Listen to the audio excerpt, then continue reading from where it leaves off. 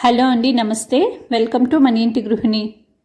ఇవాల్టి మన రెసిపీ చాలా టేస్టీగా ఉండే కాబూలీ చెన్నా మసాలా కర్రీ అండి.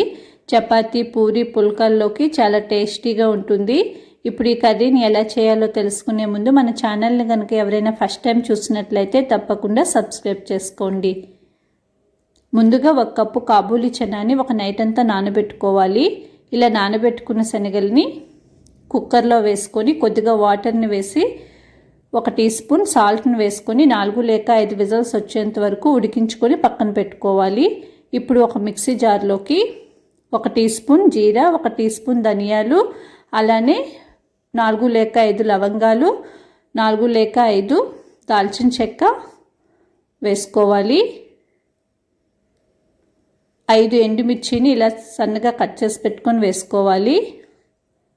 అలానే 5 లేక 6 వెల్లుల్లి రెబ్బలు, కొద్దిగా అల్లం, 1 పచ్చిమిర్చిని కూడా కట్ చేసుకొని వేసుకోవాలి.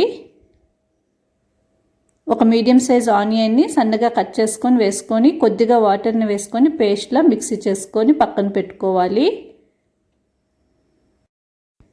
ఇదే మిక్సీ జార్లో 1 మీడియం సైజ్ టమాటాను కూడా కట్ చేసి పెట్టుకొని వేసుకొని పేస్ట్లా చేసుకొని పక్కన పెట్టుకోవాలి.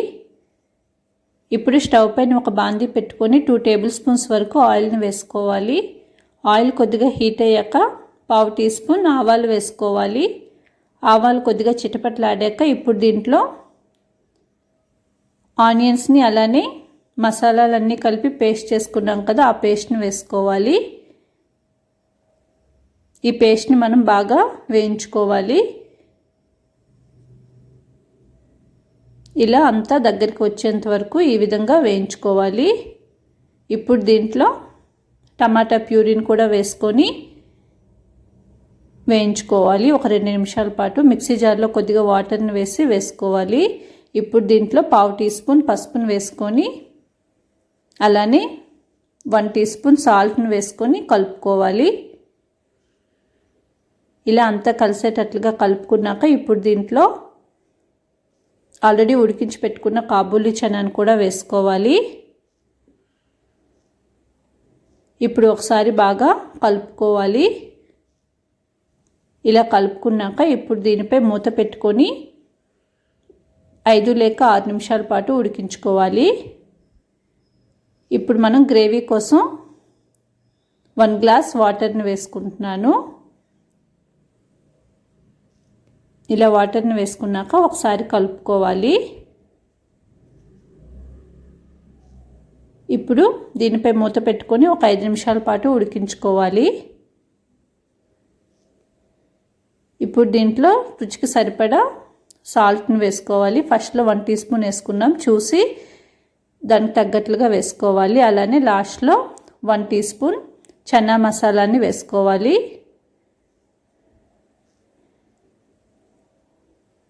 ఇక్కడ శనగపిండిని 1 టీ స్పూన్ తీసుకొని కొద్దిగా చల్లని వాటర్లో కలుపుకొని ఇలా వేసుకున్నట్లయితే మనకి చిక్కగా వస్తుందండి కర్రీ అనేది.